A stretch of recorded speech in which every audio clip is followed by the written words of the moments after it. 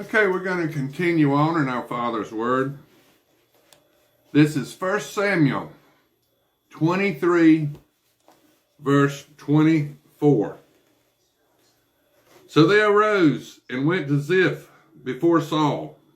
But David and his men were in the wilderness of Maon, in the plain on the south of Jeshimon. When Saul and his men went to seek him, they told David. Therefore he went down to the rock and stayed in the wilderness of Maon. And when Saul heard that, he pursued David in the wilderness of Maon.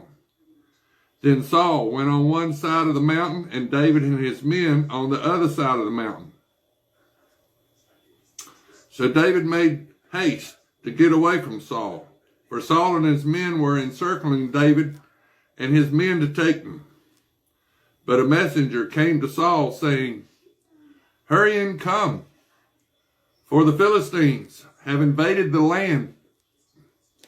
Therefore Saul returned from pursuing David and went against the Philistines. So they call that place the Rock of Escape. Then David went up from there and dwelt in the strongholds of En-Gedi. Now this is 1 Samuel 24. Now it happened, when Saul had returned from following the Philistines, that it was told him, saying, "Take note, David is in the wilderness of En-Gedi." Then Saul took 3,000 chosen men from all Israel and went to seek David and his men on the rocks of the wild goats. So he came to the sheepfolds by the road, where there was a cave, and Saul went in to attend to his needs. David and his men were staying in the recesses of the cave. Then the men of David said to him, "This is the day of which the Lord has said to you, Behold, I will deliver your enemy into your hand, that you may do to him as it seems good to you." And David arose and secretly cut off a corner of Saul's robe. Now it happened afterward that David's heart troubled him, because he had cut Saul's robe. And he said to his men, "The Lord forbid that I should do this thing to my master, the Lord's anointed, to stretch out my hand against him, seeing he is the anointed of the Lord." So David restrained his servants with these words and did not allow them to rise against Saul. And Saul got up from the cave and went on his way. So David also arose afterward, went out of the cave, and called out to Saul, saying, "My lord the king." And when Saul looked behind him, David stooped with his face to the earth and bowed down. And David said to Saul, "Why do you listen to the words of men who say, Indeed, David seeks your harm? Look, this day your eyes have seen that the Lord delivered you today into my hand in the cave, and someone urged me to kill you.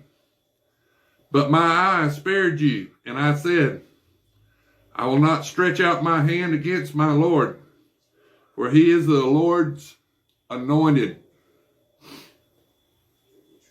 Moreover, my father, see the corner of your robe in my hand.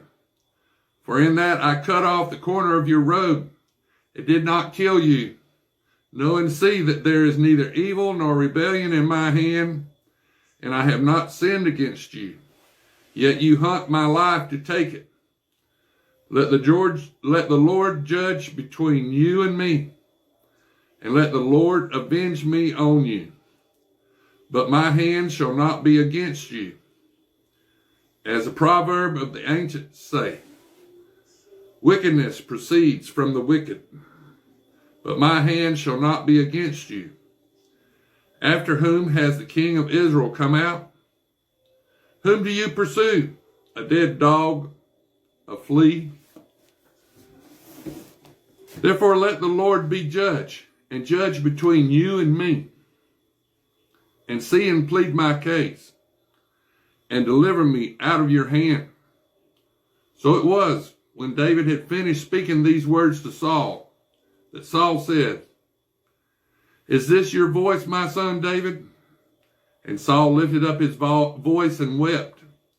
Then he said to David, You are more righteous than I, for you have rewarded me with good, whereas I have rewarded you with evil. And you have shown this day how you have dwelt well with me. For when the Lord delivered me into your hand, you did not kill me. For if a man finds his enemy, will he let him get away safely? Therefore may the Lord reward you with good for what you have done to me this day. And now I know indeed that you will surely be king, and that the kingdom of Israel shall be established in your hand. Therefore swear now to me, by the Lord, that you will not cut off my descendants after me, and that you will not destroy my name from my father's house. So David swore to Saul, and Saul went home. But David and his men went up to the stronghold. Now this is 1 Samuel 25. Then Samuel died, and the Israelites gathered together and lamented for him. Now Samuel was only 59 years old when he passed. Samuel was the last great judge of Israel, and so he had to give up all his power to Saul to let Saul be the king. Plus Samuel had two sons that were taking bribes. They were crooks. They took bribes, and the people of Israel knew that, and they knew that they didn't want his two sons taking Samuel's place. So Samuel passed away. And then Samuel died, and the Israelites gathered together and lamented for him, and buried him at his home in Ramah. And David arose and went down to the wilderness of Paran. Now there was a man in Maon whose business was in Carmel, and the man was very rich. He had 3,000 sheep and 1,000 goats, and he was shearing his sheep in Carmel. And the name of the man was Nabal, and the name of his wife Abigail.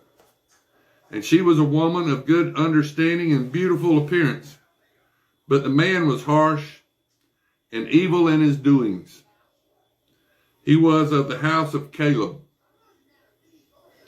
When David heard in the wilderness that Nabal was shearing his sheep, David sent 10 young men.